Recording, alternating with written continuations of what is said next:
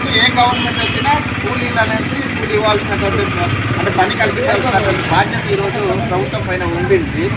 ఇకపైన ఈ ఉపాధి హామీ చట్టాన్ని నిర్వీర్యం చేసి 2 పూటలు పని చేయాలని చెప్పేసి దేశాలు పెట్టాలని చెప్పేసి రకరకాల ఎత్తుగడలతో ఈ కేంద్ర ప్రభుత్వం తీసుకుంటున్నటువంటి ఏవైతే ఈబీజీ పేరుతో తీసుకుంటున్నటువంటి ఈ ఉపాధి స్కీమ్ని దీన్ని తక్షణమే అంటే ఉపసంహరించుకోవాలని చెప్పేసి సిపిఎం పార్టీగా డిమాండ్ చేస్తుంది. అందులో భాగంగానే అన్ని ప్రాంతాల్లో కూడాను ఈ ఉపాధి హామీ చట్టాన్ని పటిష్టంగా అమలు చేయాలని చెప్పేసి ఈ కార్యక్రమం అన్నది చేస్తున్నాము.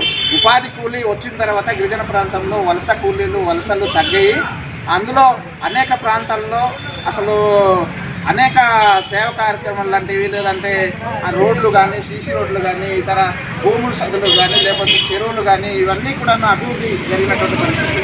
మారుమూల ప్రాంతాల్లో అంటే ఆడవాళ్ళకి మగవాళ్ళకి కూడా సమానమైనటువంటి వేతనం వచ్చేది ఏంటంటే అది ఉపాధి హామీ చట్టం, అది పూర్తి కాబట్టి ఇటువంటిది ఈ కేంద్ర ప్రభుత్వం బీజేపీ నరేంద్ర మోడీకి నచ్చడం లేదు. కాంగ్రెస్ అంటే పేరు ఈరోజు గాంధీ పేరు ఉందనేది చెప్పి ఒక రాజకీయ దురుద్దేశంతోనే ఈ ఈబీజీ రామ్జీ పేరు అనేది మార్పు చేయడం జరిగింది. దీన్ని తీవ్రంగా వ్యతిరేకిస్తున్నాం. కాబట్టి ప్రజలందరూ కూడాను ఇది వ్యతిరేకించి ఉపాధి హామీ చట్టాన్ని కాపాడాల్సినటువంటి బాధ్యత ఉందని తెలియజేస్తున్నాం. కాబట్టి ఇక్కడ వచ్చిన మీ అందరికీ ధన్యవాదాలు తెలియజేస్తూ ముగిస్తున్నాం. Thank you.